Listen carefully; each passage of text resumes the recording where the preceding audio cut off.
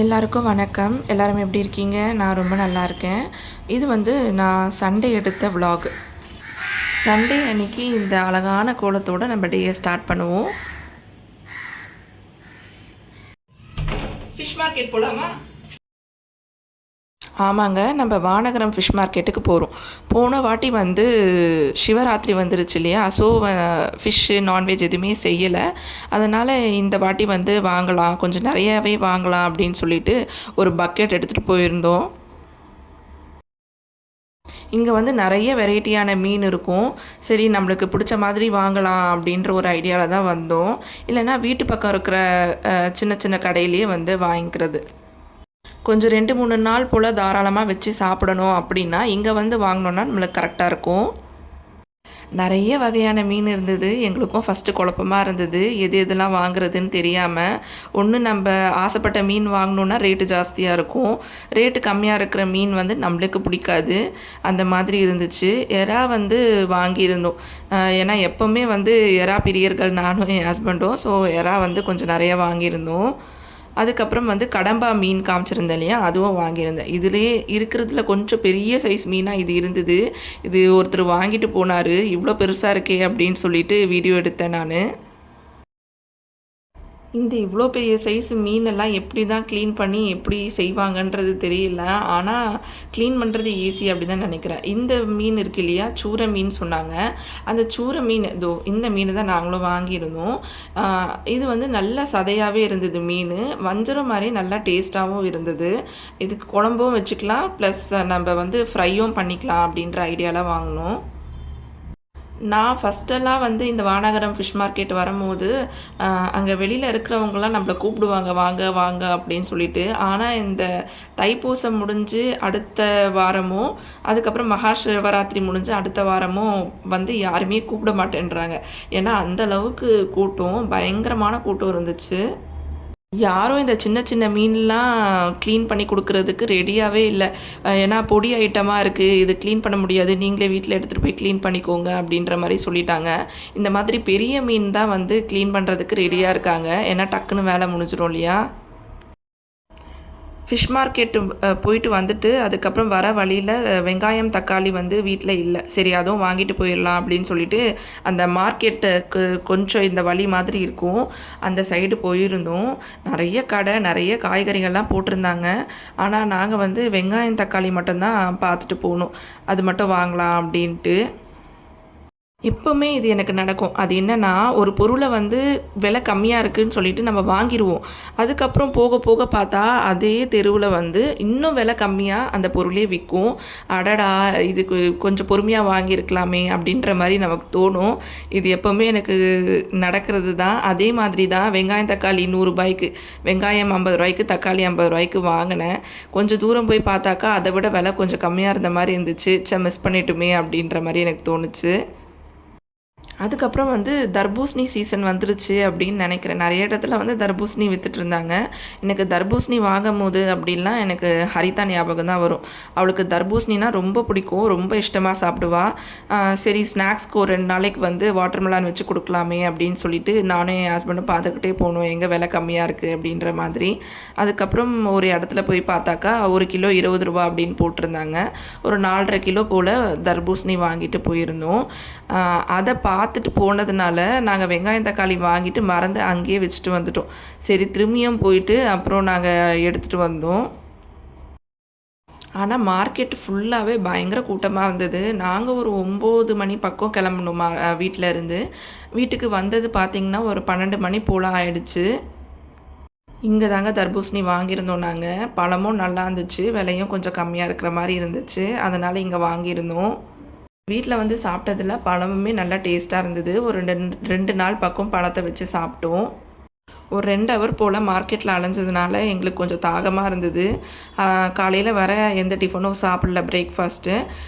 சரின்னு சொல்லிவிட்டு வர வழியில் வந்து ஒரு கரும்பு ஜூஸ் கடை, எப்போவுமே இந்த மாதிரி மார்க்கெட் வந்தாக்கா இங்கே கரும்பு ஜூஸ் வாங்கி குடிச்சிட்டு போவோம். கொஞ்சம் நம்மளுக்கு வந்து நல்லா இருக்கிற மாதிரி இருக்கும். இங்கே வந்து கரும்பு ஜூஸ் வாங்கி நாங்கள் குடிச்சிட்டு அதுக்கப்புறம் வீட்டுக்கு கிளம்புனோம். நாங்கள் மார்க்கெட்டில் வெறும் அந்த பெரிய மீன் மட்டும்தான் க்ளீன் பண்ணி வாங்கியிருந்தோம். அப்புறம் கடம்பா, எறா இது 2மே இருந்தது. சரி நம்மளே வீட்டில் போய் க்ளீன் பண்ணிக்கலாம் அப்படின்ற மாதிரி. ஏன்னா ஒருத்தரையாக பார்த்து கேட்க முடியல, க்ளீன் பண்ணி தாங்க அப்படின்ட்டு. லேடிஸ் தான் க்ளீன் பண்ணுவாங்க அப்படின்னாங்க. அங்கே போய் கேட்டாக்கா அவங்களும் வந்து க்ளீன் பண்ணுறதுக்கு விருப்பப்படலை. இது சின்னதாக இருக்குது, பொடியாக இருக்குது அப்படின்ற மாதிரியே அவாய்ட் பண்ணிட்டாங்க. சரின்னு சொல்லிவிட்டு நம்மளே வீட்டில் எடுத்துகிட்டு வந்து க்ளீன் பண்ணிக்கலாம் அப்படின்ட்டு நான் ஒரு பக்கம், என் ஹஸ்பண்ட் ஒரு பக்கம்ன்ட்டு 2 பேரும் உட்காந்து நான் வந்து எறா வந்து க்ளீன் பண்ணிகிட்ருந்தேன். ஹஸ்பண்ட் வந்து அந்த பெரிய மீனை கழுவி எடுத்துகிட்டு அதுக்கப்புறம் கடம்பா மீன் இதை வந்து க்ளீன் பண்ணி எனக்கு கொடுத்தாரு.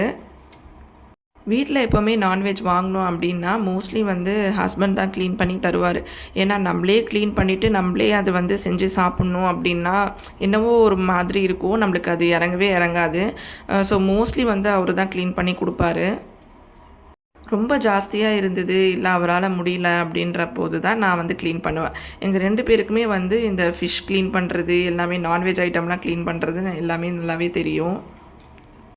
இதை நாங்கள் முழுசாக வாங்கிட்டு வந்திருந்தா கூட க்ளீன் பண்ணி இந்நேரத்துக்கு நாங்கள் எடுத்துருப்போம். ஏன்னா வந்து எங்களுக்கு இந்த சீ ஃபுட்ஸ்னாவே ரொம்ப பிடிக்கும், ரொம்ப இஷ்டம். அதனால தான் இவ்வளோ வாங்கிட்டு வந்து நாங்கள் செய்கிறோம். ஸோ அதை க்ளீன் பண்ணுறதுன்றது வந்து நாங்களாகவே கற்றுக்கிட்டோம். இதை நாங்கள் விருப்பப்பட்டு சாப்பிட்றதுனால நாங்களாகவே எப்படி க்ளீன் பண்ணுறதுன்னு கற்றுக்கிட்டோம். எங்கள் 2 பேருக்குமே நல்லாவே க்ளீன் பண்ண வரும். எனக்கு தெரிஞ்ச சில பேர்லாம் இருக்காங்க, அவங்களுக்கு வந்து சீ ஃபுட்ஸ் பிடிக்கும், ஆனால் வந்து க்ளீன் பண்ண தெரியாது அப்படின்றதுனாலே வாங்காமல் இருப்பாங்க. அதை செய்ய முடியாமல் இருப்பாங்க. ஒன்று வாங்கி அதை க்ளீன் பண்ண தெரியாது அப்படின்றதுனாலே வாங்காமலே இருப்பாங்க. ஃபஸ்ட்டெல்லாம் நாங்கள் சீ ஃபுட்ஸ் வாங்கினோம் அப்படின்னா எங்கள் அம்மா தான் க்ளீன் பண்ணி தருவாங்க. இந்த மீன் ஆயிரதெல்லாம் எனக்கு சுத்தமாக வரவே வராது. சின்ன வயசுலலாம் எனக்கு அதை தொட்டு பார்க்குறதுக்கு கூட பயமாக இருக்கும். ஆனால் ஒரு ஸ்டேஜ் ஆனதுக்கப்புறம் அதை பார்த்துட்டு டேஸ்ட் நம்ம சாப்பிட்டு சரி ஓகே நம்மளே க்ளீன் பண்ண ஆரம்பிப்போம் அப்படின்னு சொல்லிட்டு தான் நானாகவே கற்றுக்கிட்டது. என் ஹஸ்பண்டும் அப்படி தான். அவருக்குமே ஃபஸ்ட்டெல்லாம் மீன் க்ளீன் பண்ணுறது, இந்த மாதிரி நான்வெஜ் ஐட்டம்ஸ்லாம் க்ளீன் பண்ணுறது சுத்தமாக தெரியாது. நாங்களாகவே இஷ்டப்பட்டு இதை சாப்பிட்றதுனால எப்படி க்ளீன் பண்ணுறாங்கன்னு பார்த்து நாங்களாகவே கற்றுக்கிட்டு தான். நான் சிலதெல்லாம் யூடியூப் வீடியோஸில் நண்டு க்ளீன் பண்ணுறது எப்படின்னு எனக்கு சுத்தமாக தெரியாது.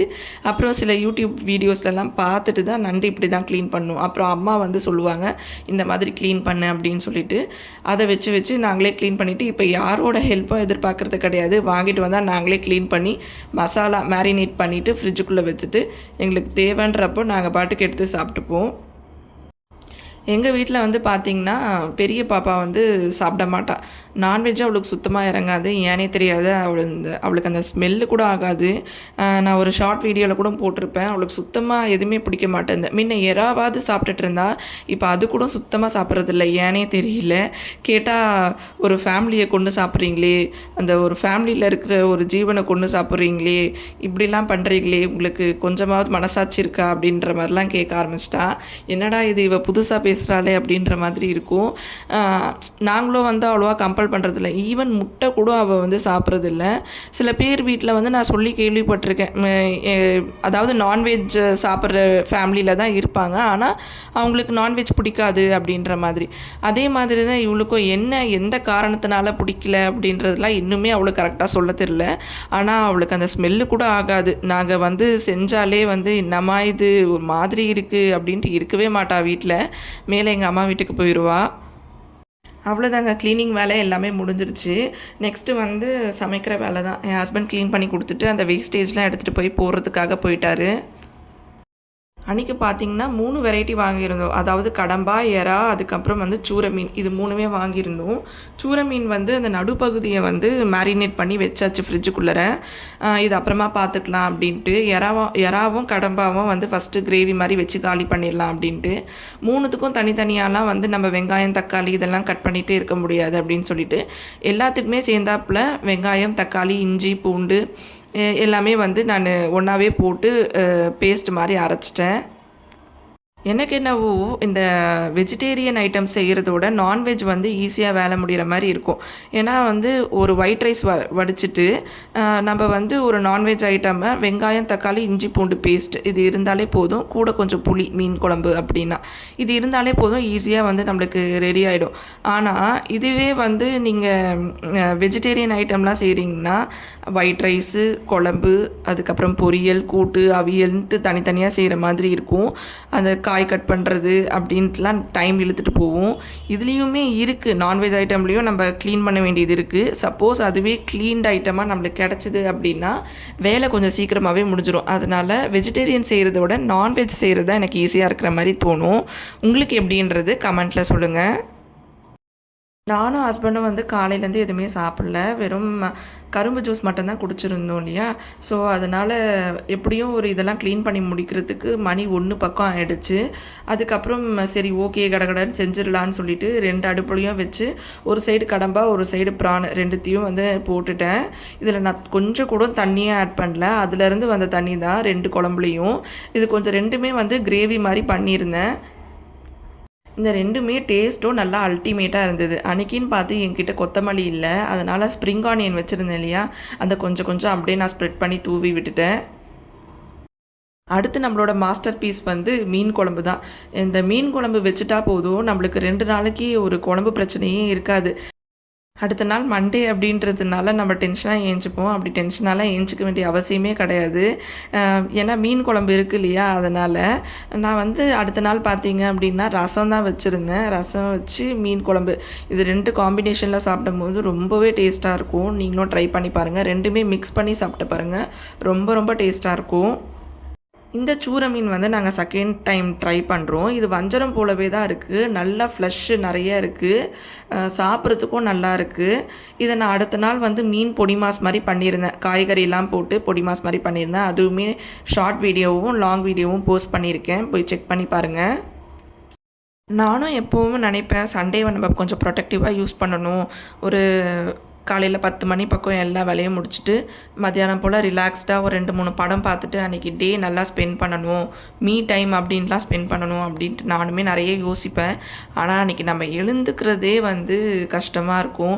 நம்மளை யார் கேட்க போகிறா அப்படின்னு சொல்லிட்டு ஒரு 6 o'clock பக்கம் ஒரு தூங்கிடுவோம். அதுக்கப்புறம் அன்றைக்கி டேவே முடிஞ்சு போன மாதிரி ஆகிடும். சமையலுக்கே பாதி நாள் ஓடிடும், க்ளீனிங்க்கு பாதி நாள் ஓடிடும். அதுக்கப்புறம் ஒரு 6 மணி போல் தான் அப்பாடா அப்படின்ட்டு உட்காருவோம். அதுக்குள்ளே பார்த்தா அன்றைக்கி சண்டேன்றதே முடிஞ்சு போயிருக்கும். என்னடா இது சண்டே அப்படின்ற மாதிரி இருக்கும். ஆனால் நானும் நினைப்பேன் ஒரு நாளும் ப்ரொடக்டிவாக யூஸ் பண்ணணும் அப்படின்ட்டு தான். ஆனால் எனக்கு சண்டே எப்போவுமே இப்படி தான் போகுது, ஏன்னு தெரியல. எனக்கு எப்போவுமே சண்டே அப்படின்னா கொஞ்ச நேரமாவது ரெஸ்ட் எடுக்கணும். தூங்கலைன்னா கூட பரவாயில்ல, அன்றைக்கி அட்லீஸ்ட் ஒரு 2-3 படமாவது பார்க்கணும். அப்போ தான் எனக்கு மைண்ட் வந்து ரிலாக்ஸ்டாக இருக்கும். அப்படி தான் எனக்கு சண்டே போகணும் அப்படின்ற விருப்பம். உங்களுக்கும் இருக்கும் இல்லையா, இந்த மாதிரி நம்ம சண்டே இருந்தால் நல்லாயிருக்கும் அப்படின்னு சொல்லிட்டு. அந்த மாதிரி எதுனா இருந்துச்சுன்னா என் கூட கமெண்ட்டில் ஷேர் பண்ணிக்கோங்க. என் வீடியோவுக்கு ஒரு லைக் போடுங்க. இதே மாதிரி நிறைய வீடியோஸ் உங்களுக்காக காத்துக்கிட்டுருக்கு. சேனலையும் கொஞ்சம் சப்ஸ்கிரைப் பண்ணிக்கோங்க ப்ளீஸ். இதே மாதிரி நெக்ஸ்ட் வீடியோவில் மீட் பண்ணுவோம். பாய்.